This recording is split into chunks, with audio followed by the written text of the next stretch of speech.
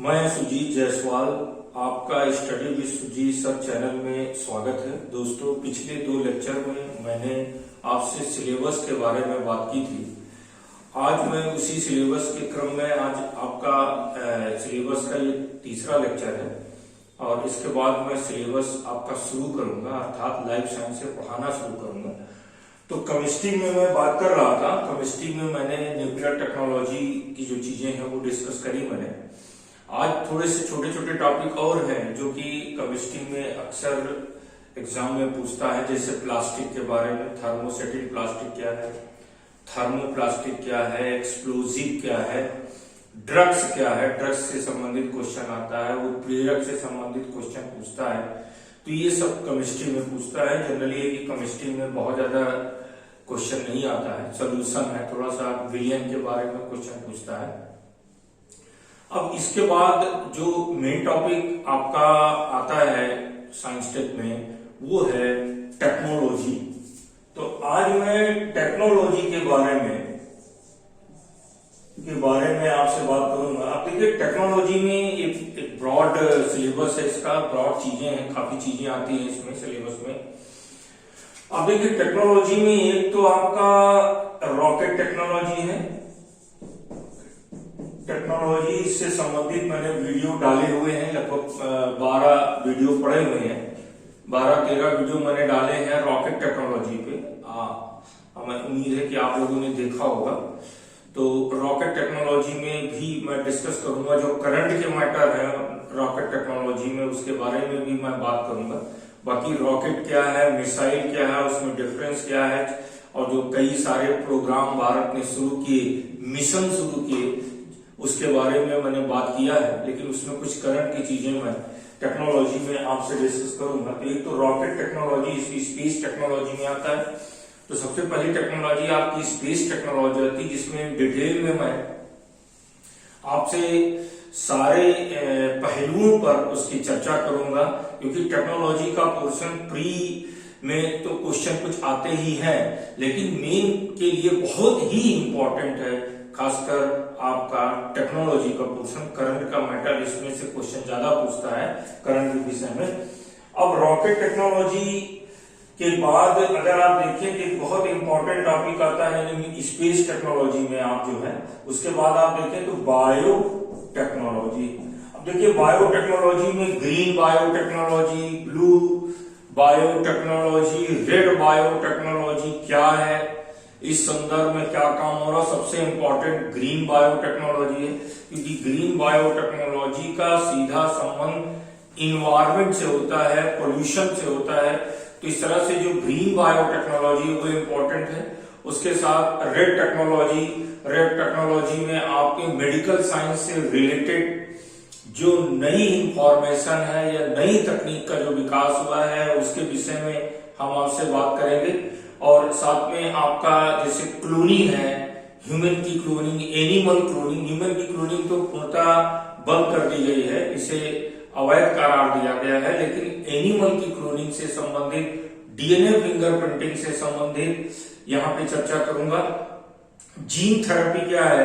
Gene therapy एक ऐसी तकनीक है जिसके द्वारा मनुष्य में कई रोगों का जो इलाज है वो आसान हो जाता है, खासकर जेनेटिक। मैंने आपको याद होगा जब मैंने सिलेबस फर्स्ट में डिस्कस मैंने किया था कि ह्यूमन में जो डिजीज होती है उनको 3 वर्गों में बांटते हैं।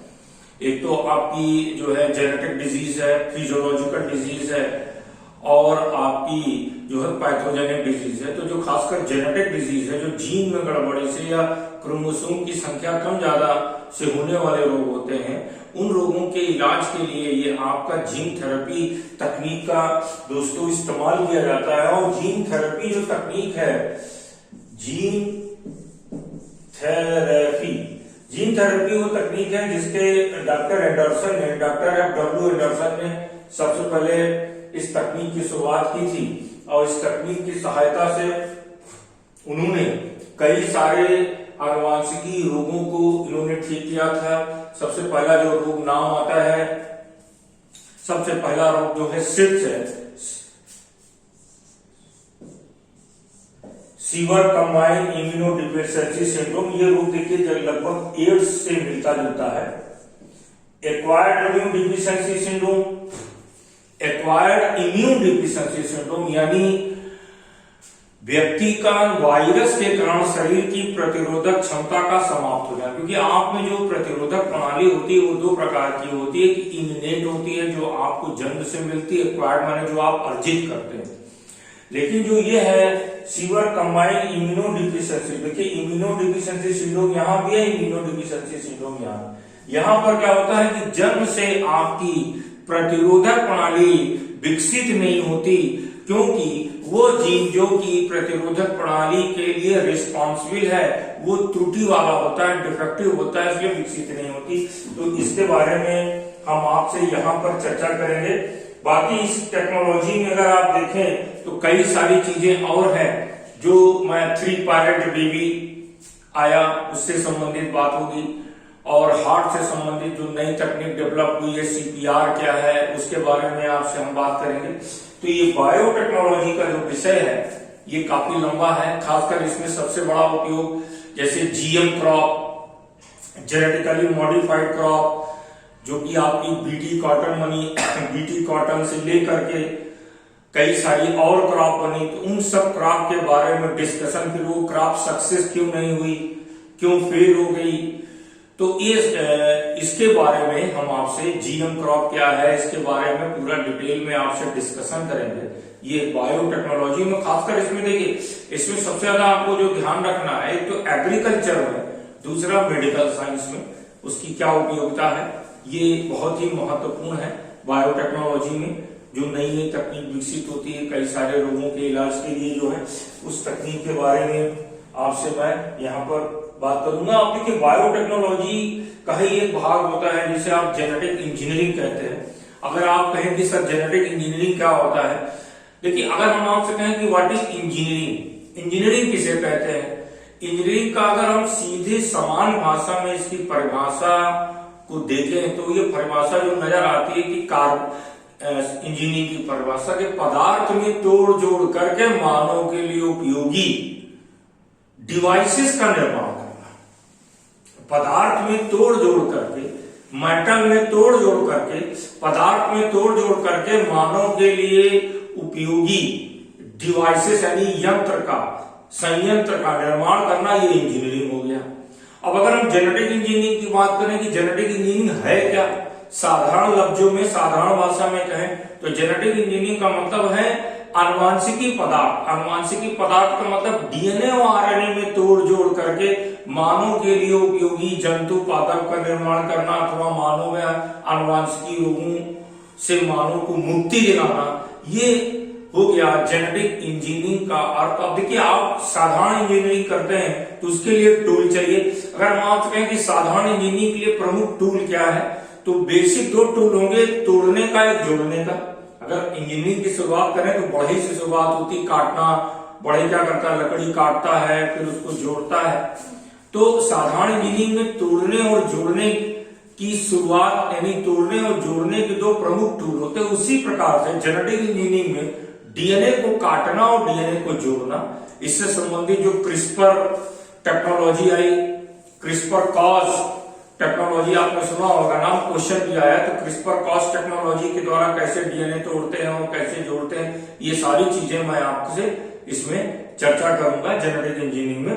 तो जेनेटिक इंजीनियरिंग जो है ये आपका एक हेल्पिंग है, जो हेल्प करता है, जिसकी सहायता से हम कई सारी उपलब्धियां, यानी कई सारी उपलब्धियां रही बायोटेक्नोलॉजी की, तो उस विषय में हम आपसे चर्चा करेंगे। उसके बाद जो बायोटेक्नोलॉजी के बाद जो अगली टेक्नोलॉजी आती है वो आपकी आती है स्पेस टेक्नोलॉजी, तो मैंने चर्चा कर दी। उसके बाद आती है आपकी नैनो टेक्नोलॉजी। नैनो टेक्नोलॉजी, अब कई बार छात्र पूछते हैं सर नैनो का क्या अर्थ होता है। अब देखिए नैनो का मतलब अति सूक्ष्म भी नहीं है। आप किसी भी देखिए नैनो टेक्नोलॉजी, आप जानते हैं कि लंबाई का जो सबसे बड़ा मात्रक माना जाता है वो प्रकाश वर्ष है, और उसी तरीके से 1 नैनोमीटर बराबर 10⁻⁹ 1 नैनोमीटर बराबर जो है, 1 नैनोमीटर बराबर 10⁻⁹ मीटर होता है। अब ये 10⁻⁹ मीटर ही क्यों लिया गया? अगर आप लंबाई का मात्रक देखें तो 1 नैनोमीटर बराबर 10⁻⁹ मीटर होता है। तो क्या ये सबसे सूक्ष्मतम मात्रक है? तो इसका आंसर ये सबसे सूक्ष्मतम मात्रक नहीं है, इसके नीचे पिकोमीटर भी है, फेक्टोमीटर भी है, जो इससे भी सूक्ष्म है। तो ये नैनो टेक्नोलॉजी ही क्यों विकसित हुई? पिको टेक्नोलॉजी क्यों नहीं विकसित हुई, या फेक्टो या फर्मी टेक्नोलॉजी क्यों नहीं विकसित हुई? उसका बंधु सबसे बड़ा कारण है कि पदार्थ नैनो स्तर पर जब पहुंचता है तो असामान्य व्यवहार करने लगता है, और उसका असामान्य व्यवहार के द्वारा हम कैसे लाभ लें, उसका हम किस तरीके से उपयोग करें, ये महत्वपूर्ण है। पूरी नैनो टेक्नोलॉजी इसी पर बेस्ड है कि पदार्थ जो समान भौतिक के नियम का पालन नहीं करता नैनो स्तर पर, वो कुछ असामान्य व्यवहार करता है। जैसे अगर आप देखें, तांबे को देखें तो नैनो स्तर पर जाता है, या आप इंसुलेटर को देखें तो नैनो स्तर पर जाएगा, तो वो कुछ अलग व्यवहार करेगा। कोई भी पदार्थ जब नैनो स्तर पर जाता है तो असामान्य व्यवहार करने लगता है। देखिए, तांबा एक कंडक्टर है, तो देखा कई जगह देखा जाता है कि नैनो स्तर पर नॉन कंडक्टर कंडक्टर में बदल गया, और कुछ कंडक्टर जो कंडक्टर हैं वो बैड कंडक्टर में बदल गए, और जो बैड कंडक्टर हैं वो कंडक्टर में बदल गए। तो ये खास चीज है नैनो स्तर पर। तो इस विषय में इसकी बहुत बड़ी उपयोगिता है। कार्बाइन बना इससे संदर्भ में, और जिससे देखें कि आप उस पर काम हुआ, जिसमें नोबेल भी मिला एंड्रयू गिब को। एंड्रयू गिब ने नोबेल पुरस्कार रिसीव किया, जिन्होंने कार्बन, आप जानते हैं कि कार्बन एक बहुत ही महत्वपूर्ण तत्व है, और कार्बन के ही अपरूप में देखें तो आपका हीरा है, हीरा कार्बन का अपरूप है, फ्लोरीन कार्बन का अपरूप होता है, जो फ्लोरीन है वो कार्बन का अपरूप है। तो इस प्रकार से जो नैनो स्तर पर पदार्थ के असामान्य व्यवहार से संबंधित ये पूरी परिचर्चा होगी, जिसमें हम आपको समझाएंगे बहुत ही सरल शब्दों में। मेरी कोशिश ये होगी कि बहुत ही सरल शब्दों में आपको नैनो टेक्नोलॉजी क्या है इसके बारे में आपको मैं डिस्कस करूं। अब आगे जो टेक्नोलॉजी बचती है न्यूक्लियर टेक्नोलॉजी, जिसके बारे में मैंने केमिस्ट्री में थोड़ी सी चर्चा कर दी थी। उसके बाद टेक्नोलॉजी आपकी जो आती है वो डिफेंस टेक्नोलॉजी। डिफेंस टेक्नोलॉजी में मैं जो बात करूंगा मिसाइल के बारे में, टैंक के बारे में, भारत के देखिए एक आपकी जो मिसाइल होती है, मिसाइल से क्वेश्चन पूछता है कि भारत की अगर आप देखें तो अग्नि 5 बनी, और मिसाइल से प्रश्न कई तरीके से प्रश्न पूछता है मिसाइल में दोस्तों। और इसकी चर्चा जब मैं पढ़ाना शुरू करूंगा उस समय आपसे मिसाइल के बारे में, जैसे क्रूज मिसाइल आपने सुना होगा कि क्रूज मिसाइल क्या है, या बैलिस्टिक मिसाइल क्या है। बैलिस्टिक मिसाइल और क्रूज मिसाइल में जो बेसिक अंतर होता है, बैलिस्टिक मिसाइल आपकी जो है, थोड़ा सा इसको देखिए।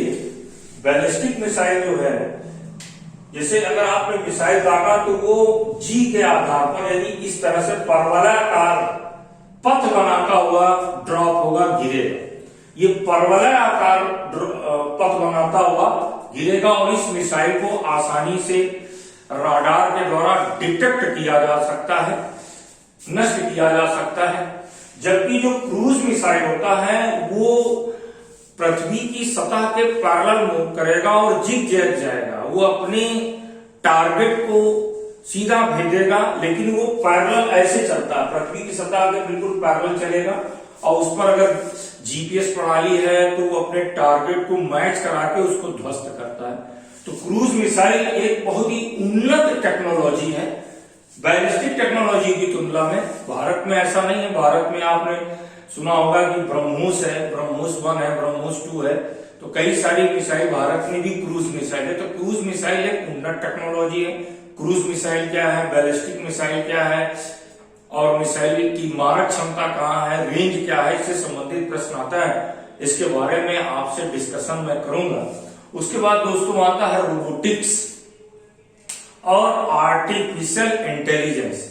अब रोबोटिक्स और आर्टिफिशियल इंटेलिजेंस दोनों मिलता जुलता है। पहले जनरल रोबोट के बारे में जानिए कि रोबोट कैसे काम करता है, उसका सामान्य थ्योरी क्या है, और सामान्य जीवन में अगर रोबोट का उपयोग होगा तो उसका आर्थिक फायदा क्या होगा, आर्थिक पहलू उसका क्या होगा, सामाजिक दृष्टि पहलू उसका क्या होगा, सामाजिक फायदा क्या है, आर्थिक फायदा क्या है रोबोटिक्स का, और आम जीवन पर इसका क्या प्रभाव पड़ेगा। विजुअली अगर रोबोटिक्स का ज्यादा यूज होने लगा तो उससे क्या होगा, बेरोजगारी बढ़ेगी, तो उसका क्या रास्ता निकाला जाए रोबोटिक्स के यूज से। फिर आर्टिफिशियल इंटेलिजेंस क्या है, इससे संबंधित चीजें, जैसे आप स्मार्टफोन इस्तेमाल कर रहे हैं, उपयोग कर रहे हैं, वो भी एक प्रकार का एक आर्टिफिशियल इंटेलिजेंस है। जिस मोबाइल से मैं रिकॉर्डिंग कर रहा हूँ, नेचुरली ये कि वो मोबाइल भी एक स्मार्टफोन है, तो उसमें आर्टिफिशियल इंटेलिजेंस का उपयोग किया गया। अब आर्टिफिशियल इंटेलिजेंस से संबंधित मार्क जुकरबर्ग का क्या कहना है, एलन मस्क का क्या कहना है, इसके बारे में डिस्कशन करेंगे। अगर विश्व में आर्टिफिशियल इंटेलिजेंस के साथ रोबोटिक्स टेक्नोलॉजी डेवलप हो जाए और पूरे विश्व में जो कंट्रीज हैं वो अपने अपने सोल्जर को रोबोट का इस्तेमाल करेंगे तो क्या होगा, तो ये सारी परिचर्चा होगी। इसमें रोबोट टेक्नोलॉजी क्या है, रोबोट कैसे बनाया जाता है, ये आपका विषय नहीं है। उसका अगर सामान्य जीवन में उपयोग होगा, किसी देश में उपयोग होगा, तो उसका सामान्य जीवन पे क्या प्रभाव पड़ेगा, इसकी पूरी परिचर्चा मैं आपसे करूंगा। थोड़ा सा पेशेंस रखिए, और मैं आप लोगों से एक आग्रह करता हूं कि आप सभी मेरे इस चैनल को सब्सक्राइब करिए और अधिक से अधिक शेयर करिए अगर पसंद आता है तो दोस्तों आज का मैं लेक्चर यहीं पर समाप्त करता हूं। अब कल से मैं अपने टॉपिक को बिल्कुल तैयार रहिए। अब कल आपका जो टॉपिक होगा, वो जो मैं शुरू करूंगा, वो लाइफ साइंस में पहला टॉपिक होगा, ब्लड एंड हार्ट।